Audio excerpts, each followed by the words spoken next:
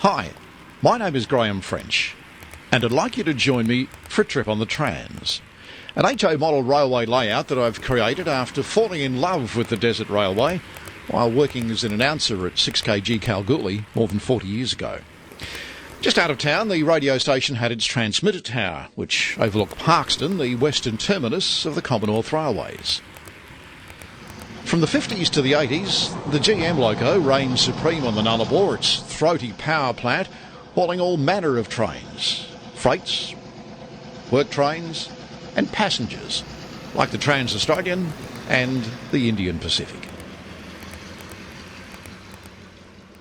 Other locos on the roster, the powerful CLs, the AL, which marked the beginning of the end for the classic Bulldog nose, the Clyde-built DL, the AN, and of course the NRs, which take no prisoners on their 100k runs on the Trans Continental ribbons of steel.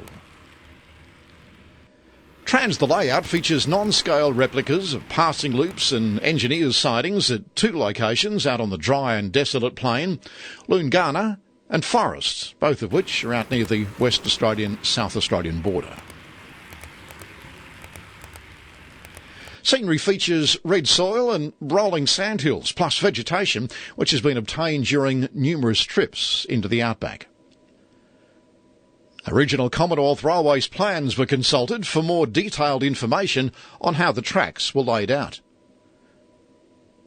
Much of the ballast came from the 555 quarry, located north of Tarcoola on the line to Alice Springs and Darwin. At Forest, there are Met Bureau houses, which were home to weather forecasters who took observations for the nearby airport. Forest has areas for the unloading of diesel tankers and water gens, which are brought in from Port Augusta and Parkeston. Plus, there's a ballast dump where wagons are loaded, and also there's a laydown area for the storage of concrete sleepers. The second siding recreates the now abandoned Loongarna limestone mine. Rock is pulled from an open cut pit, it's put through a kiln to make lime, and is then loaded onto wagons, which are hauled onto Kalgoorlie and the eastern states. Other features on the layout include a decline into an underground gold mine at Broad Arrow, which is near Parkeston, and there's a camp of ATCO transportables to house the fly-in, fly-out workers while they're on the job. Most famous train on the Trans, the Tea and Sugar, which once served the fettlers camps scattered along the line.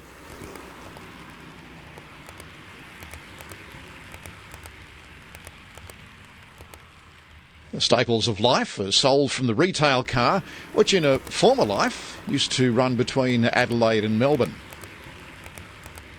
The Tea and Sugar often includes a welfare car, which is used by community health nurses, and the theatre car, from which movies are screened at the various sidings across the plain.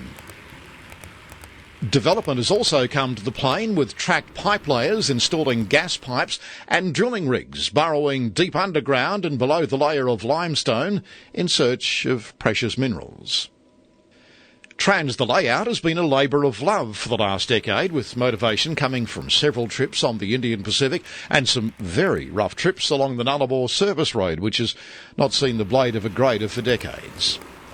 I hope you've enjoyed your ride on the Trans as much as I've enjoyed creating it.